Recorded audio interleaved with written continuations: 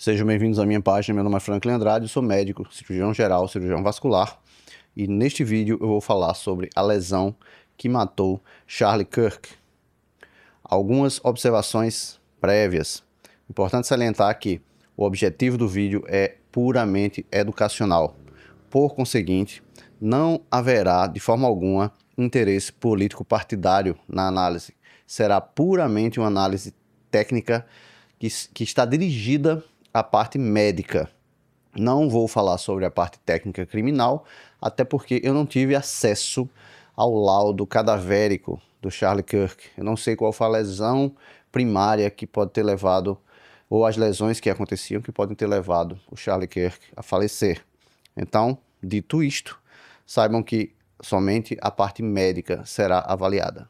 Uma observação: eu já dou plantão há mais de 15 anos na parte de cirurgia geral e também cirurgia vascular. Já me deparei com muitos casos de lesões que são inacreditáveis, que a gente se depara nos plantões.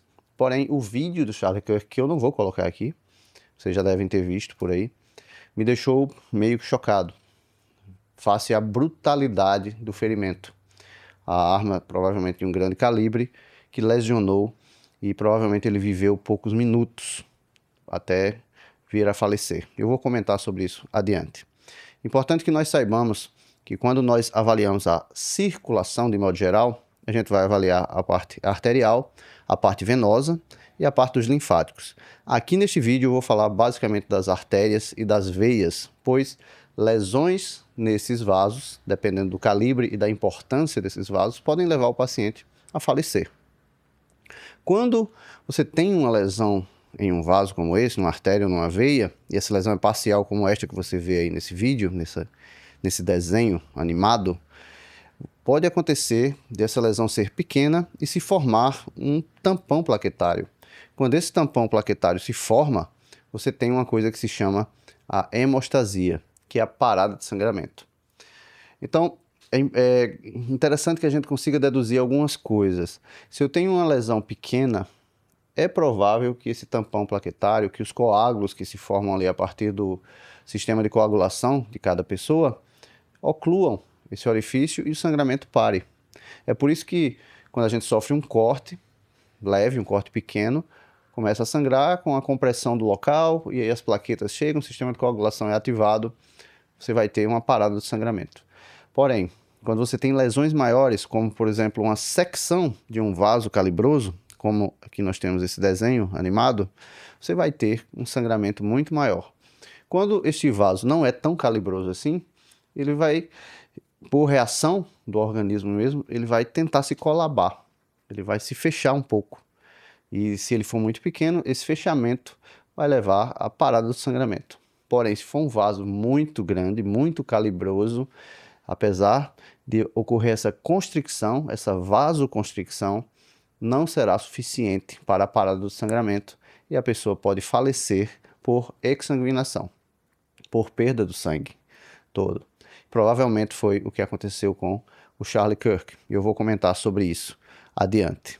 Aqui nesse programa, que eu utilizo inclusive para dar aula a meus alunos, eu vou colocar aqui, exemplificar a lesão cervical, vou retirar aqui as camadas desse paciente animado aqui, vou tirar músculo, retirando mais músculo, e vou deixar os vasos.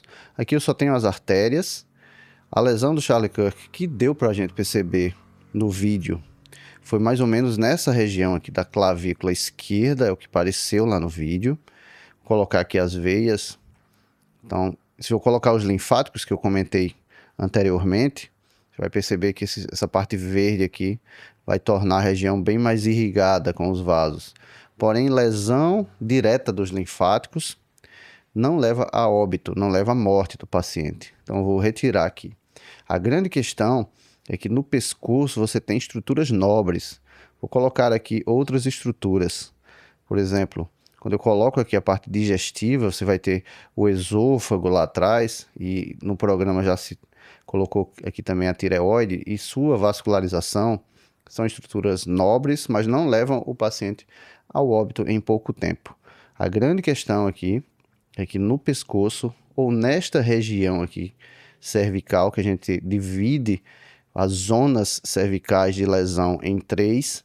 A zona 1 vai ficar abaixo da cartilagem cricoide, que é uma estrutura que fica aqui abaixo do pomo de Adão, que a gente fala no homem, que é aquela cartilagem, aquela proeminência que fica no pescoço, e abaixo dela você vai ter a cartilagem cricoide. Então, da cartilagem cricoide para baixo, até a clavícula, você vai ter a zona 1. Nessa região, quando você tem lesões, você vai ter estruturas nobres. Afastar um pouco esse manequim aqui para cima. Essa estrutura aqui é a aorta. E você vai ter o coração aqui dentro. Aqui tem o coração. Então, quando você tem uma lesão nessa região chamada zona 1 cervical, que é daqui dessa parte para baixo, você tem uma grande chance de ter lesão de grandes vasos que saem direto do coração. O que me pareceu na lesão de Charlie Kirk, no ferimento por projétil de arma de fogo, é que foi nesta região aqui. Comenta-se que ele tinha um colete à prova de bala e resvalou, o projétil resvalou, bateu no colete e subiu aqui, pegou essas estruturas, todas essas estruturas. Então, existe a zona 2, que vai aqui, que é a veia jugular.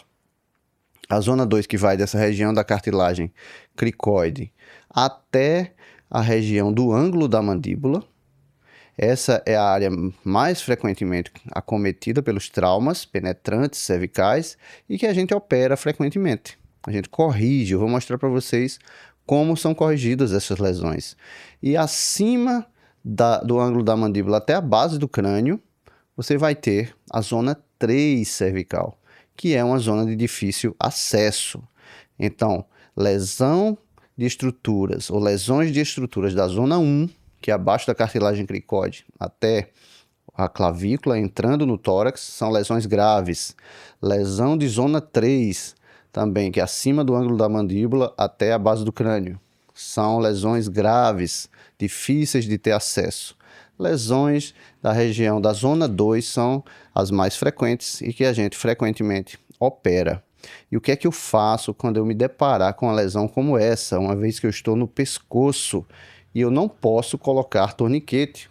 Não faz sentido colocar torniquete no pescoço. Fechar aqui o programa. Uma vez que eu vou comprimir outras estruturas que são vitais. Então, eu sempre comento que isso é uma coisa reacional automática. A tendência é que nós comprimamos o local, que ocorra a compressão do local. E dessa forma, nós consigamos reduzir ou parar o sangramento até que seja tratado. Eu tenho algumas fotos aqui. Estas são fotos do meu arquivo pessoal. Obviamente eu coloquei uma tarja para não identificação dos pacientes. Aqui desse lado você percebe que tem uma lesão cervical de zona 2. Zona 1 vai ser aqui da cartilagem cricoide para baixo até a clavícula. Zona 2, porém uma lesão superficial sem hematoma e sem sangramento ativo. Você vê um sangue aqui que vem aparentemente do couro cabeludo. Neste outro caso aqui da direita, você tem um grande hematoma, a lesão foi cervical, que entrou também para a região da face. Tinha uma lesão de artéria carótida externa e que foi operada e essa artéria foi amarrada. Mas perceba que a paciente chegou viva no hospital.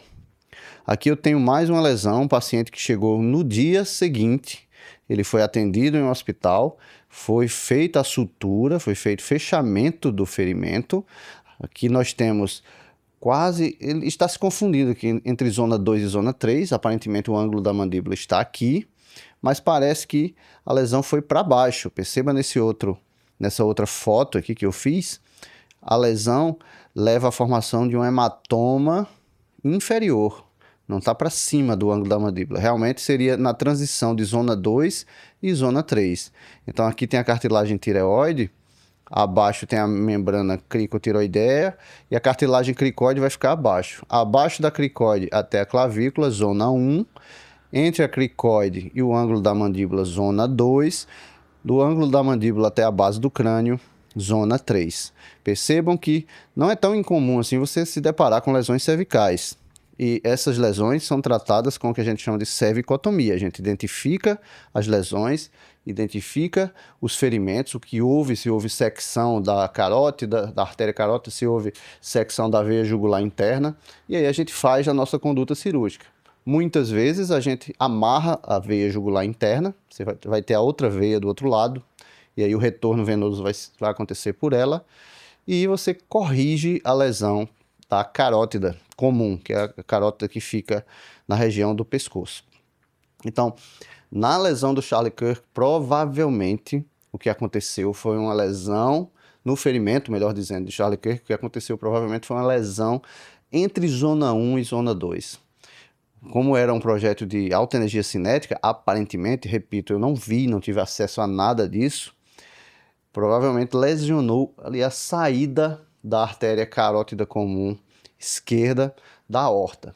Foi muito sangue, eu fiquei realmente chocado com aquela imagem que vi, e olha que eu já vi muita coisa nos plantões por aí, nos plantões que eu já trabalho há mais de 15 anos, já vi o que você pensar de lesões que chegam, lesões estranhas, lesões de difícil tratamento, mas aquela cena realmente me deixou chocado, e era muito difícil ele sair vivo daquele ferimento, né, daquele ocorrido.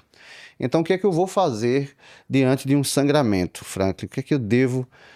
Como é que eu devo reagir? Eu não sou da área, ou então você que é da área. Você vai comprimir. Com o que eu vou comprimir? Com a toalha, com a camisa, você vai colocar no local e ficar comprimindo. É a forma mais eficaz. Se você estiver perante uma lesão que é de estruturas distantes ou nos braços, nas pernas, e você não tem acesso a essa lesão por compressão, então você pode fazer o que a gente chama de torniquete. Isso, inclusive, hoje, no atendimento às vítimas de trauma, nós estamos na 11ª edição do livro ATLS, eu sou instrutor desse curso. Antes a gente atendia de acordo com um mnemônico chamado ABCDE, que é via aérea, respiração, tratamento do choque, o exame neurológico e depois a exposição do paciente. Tudo isso em inglês. E hoje, na 11ª edição, nós atendemos inicialmente a hemorragia exsanguinante. Esse exemplo do Charlie Kirk é perfeito para isso. Então, seria a primeira coisa que eu faria, compressão desse local. E se eu tiver condições, for numa região que eu possa fazer o torniquete, eu não conseguir fazer a compressão, eu vou fazer o torniquete. Então, compressão local é o que eu devo fazer inicialmente. E se eu não conseguir fazer? Aqui é um vídeo que eu comprei da internet, do meu arquivo. Você tem uma lesão na coxa do paciente, então ela é perfeitamente compressível. Você pode chegar ali, comprimir e parar, mas o vídeo se destina a demonstrar como coloca um torniquete. Então, se você faz a compressão e não consegue parar o sangramento, aí você lança a mão do torniquete para a parada desse sangramento. E dessa forma, o paciente será atendido em um centro com mais recursos para corrigir sua lesão. Então, como a gente corrige? A gente usa a veia safena. Aqui, uma cirurgia que eu fiz, eu estou preparando a safena para colocar no lugar de um pedaço de artéria que foi perdida quando aconteceu a lesão. Então, aí eu estou dilatando com soro fisiológico essa safena. Esse é um vídeo do meu curso, é do meu acervo de vídeos e de imagens. E eu vou fazer uma anastomose. Eu vou colocar essa veia lá no lugar que está faltando artéria e vou fazer uma emenda mesmo, uma sutura, uma anastomose. Vou emendar a artéria na veia de um lado e a veia na artéria do outro lado. E aí você vê tudo corrigido aqui. Aqui a artéria no meio é a veia. Aqui você vê a linha de sutura. Aqui é a linha de sutura, onde a gente deu os pontos. E a veia está no meio.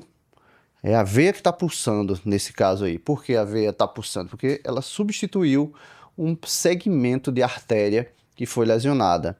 Então, se por acaso fosse possível Charlie Kirk chegar vivo no hospital, se tivessem conseguido comprimir aquela lesão, certamente iam corrigir com uma veia, um segmento da veia safena, que é o que a gente usa mais para corrigir nessas regiões em que você tem a falta, você tem um pedaço de artéria que foi perdido pela lesão mesmo, às vezes uma arma de grande calibre, você tem lesões adjacentes e dessa forma você vai precisar trazer de volta o fluxo arterial para aquela região.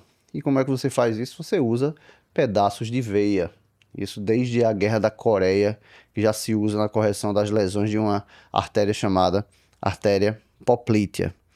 Então, o objetivo desse vídeo foi elucidativo, foi trazer para você uma outra visão de como a parte médica trabalha em relação à correção de lesões vasculares. E lamento que tenha acontecido isso com o Charlie Kirk. E se talvez ele conseguisse chegar no hospital com a compressão local ali, mas acredito que ele faleceu no local mesmo por conta da intensa perda de sangue. Então seria essa a conduta na correção da lesão vascular e nós teríamos aí mais uma vida salva. Espero que esse vídeo seja útil para você. Se você acha que pode esclarecer dúvidas de algumas outras pessoas, compartilhe. Aqui estão meus contatos. Siga-me lá no Instagram. Eu estou sempre publicando vídeos de aula, vídeos sobre curiosidades na medicina, etc. Até o próximo vídeo.